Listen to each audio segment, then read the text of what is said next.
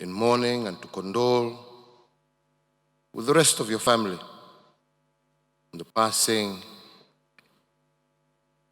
of a father, of a husband, and of a true nationalist of this great country.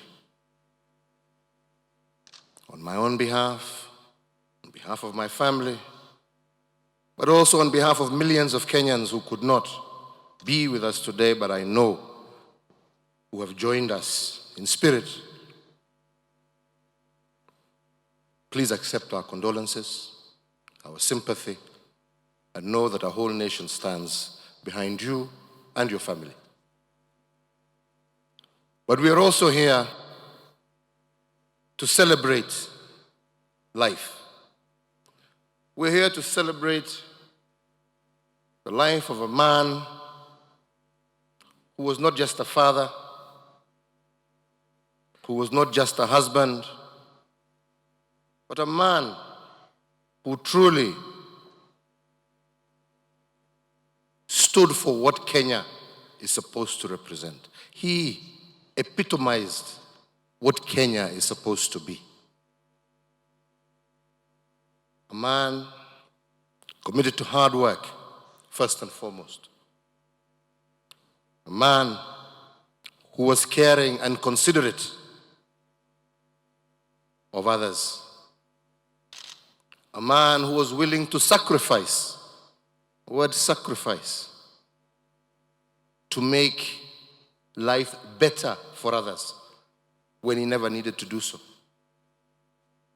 A man who was willing to sacrifice all his property, his wealth, for the sake of a better Kenya. I'd like you to name one individual in Kenya today who behaves in that manner, and I'll be very surprised. Hakuna wameisha. Today, everybody is for themselves. Kila mtu na chake. There is a lesson to be learned here, especially us who are leaders.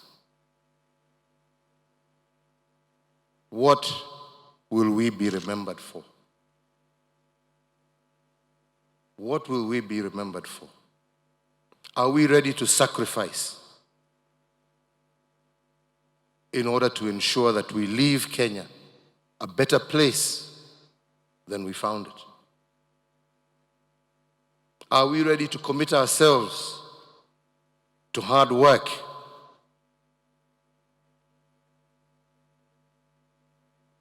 Are we ready to surrender our desire for personal gain in order to ensure that there is prosperity for all? These are questions I would leave in the minds of everybody in this room. These are questions I would leave in the minds, especially, of leaders. For me personally, I can say that I have lost a father, I have lost a friend, but most importantly, I've also lost a mentor. Because if there's one thing that we can say about Kenneth Matiba, which is something that we can't say about many of his generation, he wasn't intimidated by youth. He was willing to nurture, to grow, to mentor young people. Truly, that is a sign of leadership. Leadership is not scared of handing over, of training, of teaching, of motivating others to be better than they are. And I think that is one great lesson, especially for those of us now who are our age. Let us mentor a new generation of committed, young, dedicated Kenyans who can live up to the ideals of this great man lying before us. I don't want to speak for long. We have heard his history. We know him. We will miss him. Kenya will miss him, but we shall never forget him.